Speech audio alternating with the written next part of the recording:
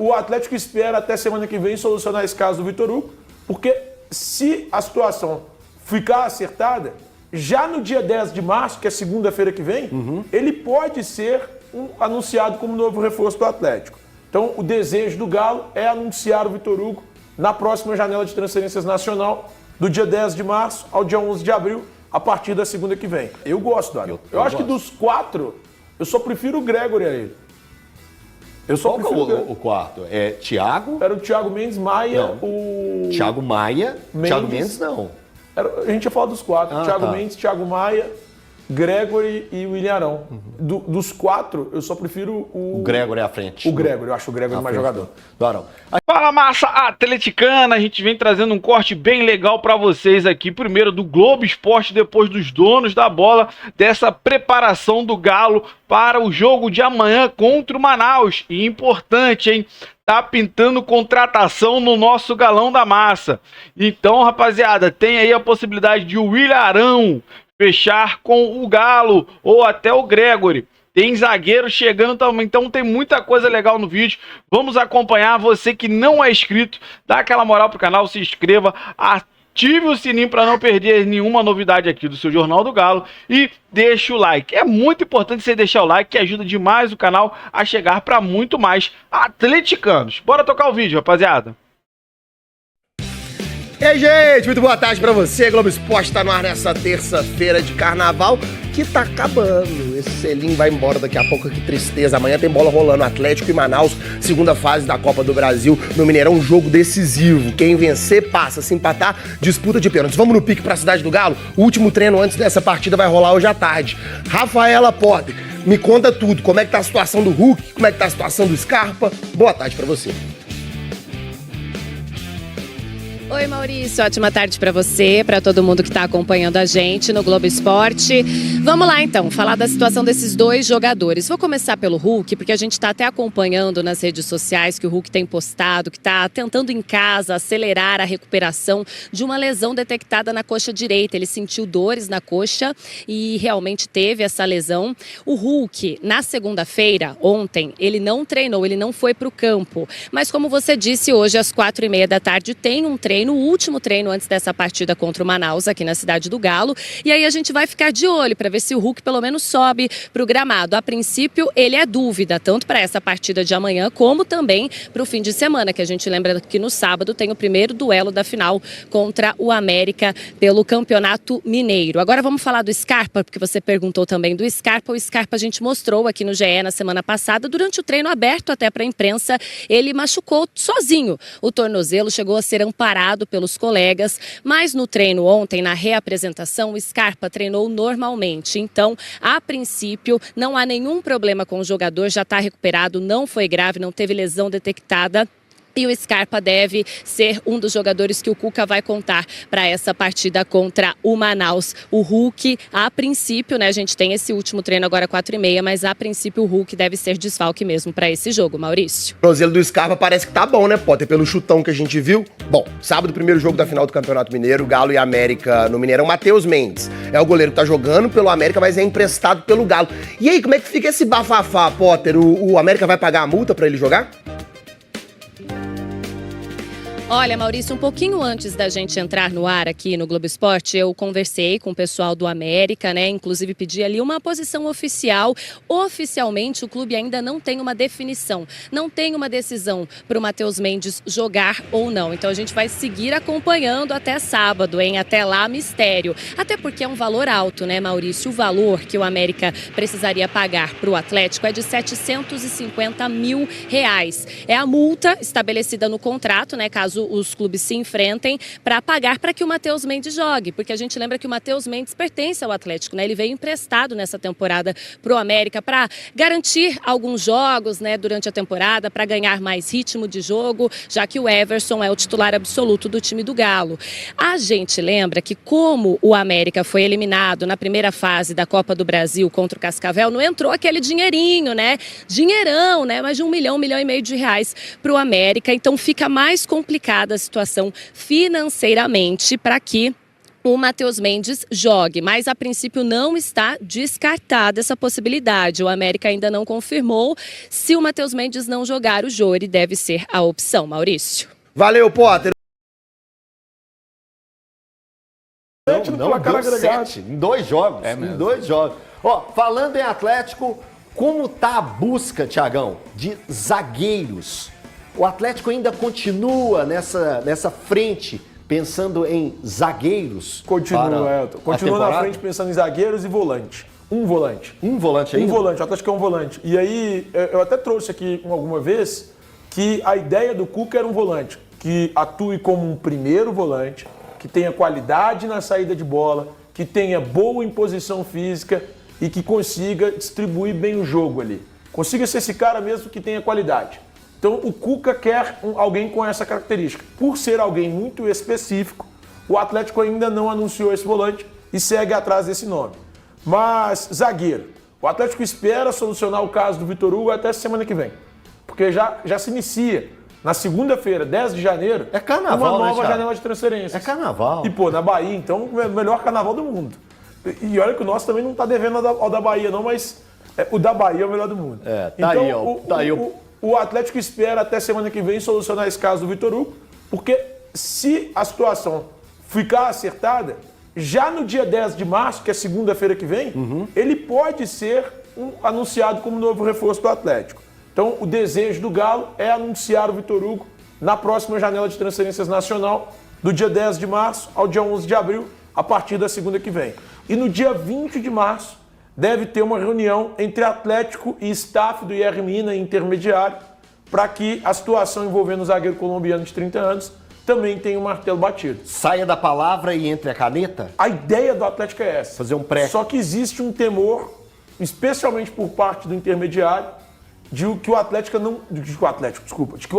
não cumpra a palavra e permaneça no Cagliari. Mas, a princípio, é algo só que o intermediário teme em relação à situação. Mas hoje, a palavra do IR Minas já foi dada ao Galo.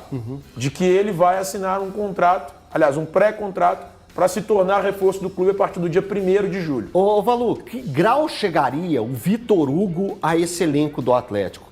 Em que situação de imposição ele entraria? Oposição mesmo? Ele seria o terceiro zagueiro, ele seria o quarto zagueiro, ele vem para compor o elenco, ele vem para buscar um espaço. Onde que ele entraria? É que a gente tem que fazer 2 tipos de caminho, né? Primeiro, o caminho do que eu penso, a minha opinião. É um jogador hoje que seria uma opção para a zaga titular. Ele atua mais pelo lado esquerdo, é canhoto, pensando no Júnior Alonso. Claro, o Lianco é o destaque dessa defesa do Atlético, mas eu acho que o Júnior Alonso tem feito um bom papel. Muitas vezes você tem um zagueiro que está se destacando numa defesa, mas ele está meio que jogando contra o adversário e contra o próprio companheiro, né, que está cometendo falhas. Não é o caso do Lianco, pelo menos para mim neste momento. O Júnior Alonso não vem apresentando, evidentemente, o nível do Lianco, mas vem ok. Agora, tem o caminho do Cuca. O Cuca conhece muito bem o jogador. Então ele pode estar pensando, de repente, para um Vitor Hugo ser uma disputa com o Júnior Alonso? Pode. Eu acho que ele pode. Ele conhece muito bem o jogador. Ou então, simplesmente pensando no sistema de rotação. Você já disse em algumas oportunidades, o Thiago também, de que o Júnior Alonso é muito convocado. Sim. Não, eu vou trazer um jogador para que quando eu não puder contar com o Júnior Alonso, eu não ter nenhum tipo de preocupação com o substituto. Então, vai depender muito do que o Cuca está pensando pro zagueiro, o Vitor Hugo, neste momento. Agora, Thiago, voltando ainda à situação do volante, né? O Atlético vai tentar resolver essa situação também. E com relação ao caso do Mina, dando um pitaco, é o Atlético seguir fazendo o que tem feito nos bastidores. O Mina, ele é um tanto ensaboado mesmo para as transferências. Com certeza, o staff, o Paulo Brax, o próprio Cuca, que já trabalhou com o jogador, sabe dessa situação. É algo que ele não pode resolver agora. Então, tem um ditado que diz, né? Os problemas de agora devem ser resolvidos agora. Acho que ele vai tentar resolver essa situação do Vitor Hugo e também do volante nessa janela doméstica, Thiago. Eu estava vendo, eu não sei como é que tá essa coisa. O Botafogo tomou um totó pro Racing, né? Mas o Gregory é um cara que eu falei, cara, como é interessante poder contar com o Gregory em qualquer, Eu acho que esse em qualquer time. Realmente não tem mais nada com o Gregory. Sabe quem é o cara que eu tentaria agora? Que deu ruim? Tá dando ruim? Thiago Maia. Ah, verdade, Thiago. O Thiago Maia deu errado, né? Deu, tá dando errado. bem Aí lembrado. E aí? Eu gosto. Eu até tentei ir atrás, mas ainda não tive, Arão sem resposta. chance. O problema do Arão é que o Atlético ainda não fez um tipo de proposta pensando no jogador. Eu tinha conversado com o pai dele e todas as vezes que eu converso ele me fala... De onde que "Thiago, surgiu, Ti, essa aqui situação? em BH, alguns sites, alguns jornais deram, eu não vou cravar qual exato, porque eu não lembro. Não, mas foi a partir de uma fonte... É claro, que é sempre através de uma fonte. O GE deu sobre o Arão. Sim. Então, eu tô falando assim, a fonte ok. Eu quero saber se partiu de quem? De um representante? O Arão? É. Então, não sei, eu conversei com o pai dele nega toda vez, cara. Toda vez o pai dele nega. Que ele seria um nome interessante. Eu gosto do Arão. Eu acho que dos 4, eu só prefiro o Gregory a ele. Eu só Qual que é prefiro o quarto? É Thiago? Era o Thiago Mendes, Maia, Não. o... Thiago Maia? Thiago Mendes. Mendes não. A gente ia falar dos 4. Thiago tá. Mendes, Thiago Maia, Gregory e o William Arão. Dos 4, eu só prefiro O Gregory à frente. O Gregory, eu acho o Gregory mais jogador. Do Arão. Sobre esse jogo do Atlético, é um adversário. Sim, a gente tem que entender que não é o nível do Atlético. O Atlético é um time com uma folha salarial altíssima, é um dos maiores times do futebol brasileiro, tem um dos maiores elencos do futebol brasileiro, tem uma qualidade toda, mas é a danada da Copa do Brasil. Valu. Boa tarde para você, Elton, Thiago, os nossos telespectadores. Cara, eu espero um Atlético sem nenhum tipo de susto. E não quer dizer que venha uma goleada necessariamente. Às vezes você vence um jogo de 1-0, 2-0 e não passou. Aí você vai olhar para o adversário não te ameaçou com chances claras. É o que eu espero para o Atlético no jogo de amanhã. Todo adversário merece respeito, a gente sabe muito bem disso, mas é de fato muito inferior à equipe do Manaus. Vai enfrentar um Atlético no Mineirão. O fator campo poderia prejudicar muito esse duelo. E a gente viu, né? O que aconteceu contra o Tocantinópolis, que em algum momento esse jogo estava chegando já ali na sua parte final, antes das penalidades, até que o Hulk acabou resolvendo e depois o Rony fez o segundo gol. Mas o fator Mineirão, o momento, né? O Atlético vive um momento muito sóbrio assim também. A própria forma que o Atlético encarou as partidas diante do Vila Nova, diante do próprio Atlético, o Atlético até para mim bem superior à equipe do Manaus. Então é um time que tem muito a consciência do que precisa fazer e isso puxado pelo seu técnico. O Atlético não vai entrar em campo amanhã. Eu não espero um Atlético entrando em campo amanhã, dando toquinho de lado, ponderando que momento que irão resolver a partida. Não, eu acho que o Atlético vai entrar, independente de não contar com o Hulk, sufocando o seu adversário, querendo fazer com que ele sinta de fato que está enfrentando o Mineirão e que está enfrentando um Atlético que está em ascensão na temporada 2025. Tô com o Valu nessa. Eu acho que o Atlético vai entrar em campo amanhã para sufocar e, como bem disse o Valu, ele não falou isso com todas as letras, mas vai resolver rapidamente. Tá. Aqui, 20, 30 minutinhos? Não pode ser. É porque às vezes, né, Thiago, o futebol é aquilo. Eu espero uma partida do Atlético em que o adversário realmente não se crie, assim, sabe? Eu também acho que não. Tem ataques, assim, esporádicos, porque essa equipe passou por isso recentemente, o Atlético, com enfrentamentos contra o próprio América, contra o Cruzeiro, contra o Tombense. Enfim, é uma equipe que está em evolução. Eu não espero um Atlético passando apuros contra o Manaus. E virou meio que uma tônica do Atlético também nessa temporada. Desculpa, Elton. Pode falar, Ti. Em 13 partidas disputadas, o Atlético sofreu 2 gols. Cara, e se você for considerar o time principal, é um gol, Thiago. É isso. É o gol contra o América, que foi detalhe. o jogo inaugural, vamos dizer, do time principal na temporada. Detalhe, é um time que marcou 15 gols em 13 partidas disputadas na temporada. Lembrando, as 2 da Florida Cup, da FC Series, 0-0. Ou seja, o Atlético não faz gols. Esses 15 gols são só nas 11 outras partidas que o Atlético disputa, que é uma de Copa do Brasil e 10 de Campeonato Mineiro. Então o Atlético é um time que faz gol, pra mim, pra caramba, e é um time que não toma. E assim, Elton, eu sei que a roupagem é Copa do Brasil, Mas vamos tentar inserir o Manaus no nível técnico do Campeonato Mineiro? Não, bem abaixo Ele não chegaria entre os 4, Elton. Não, eu não acho que estaria entre os 4. ele estaria ali na zona da pasmaceira, talvez, do Campeonato Mineiro. Contra o rebaixamento, hein? Sabe? Enfim. O Eltinho trouxe os números do Manaus. Então, até isso que eu vou falar agora. O Manaus, para o torcedor que está em casa, está acompanhando, quer saber um pouquinho do Manaus. O Manaus ele vem de uma sequência que ele não vence desde o dia 6 de fevereiro. Então tem quase um mês que a equipe não vence nesse período. Foram 5 jogos e a equipe vem de uma derrota para o Paysandu, jogando em casa por 4-1.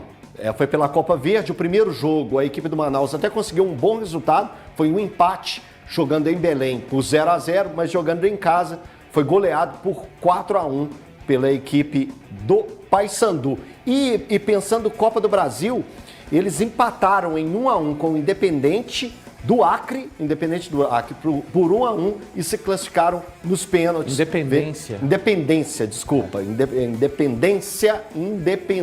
do Acre. Desculpa o pessoal do Acre. Independência do Acre. O jogo ficou empatado e eles venceram a equipe nos pênaltis. Bom, rapaziada, esse foi o corte que eu trouxe pra vocês primeiro aí do Globo Esporte, falando tudo da preparação do Galo para esse jogo de amanhã contra o Manaus.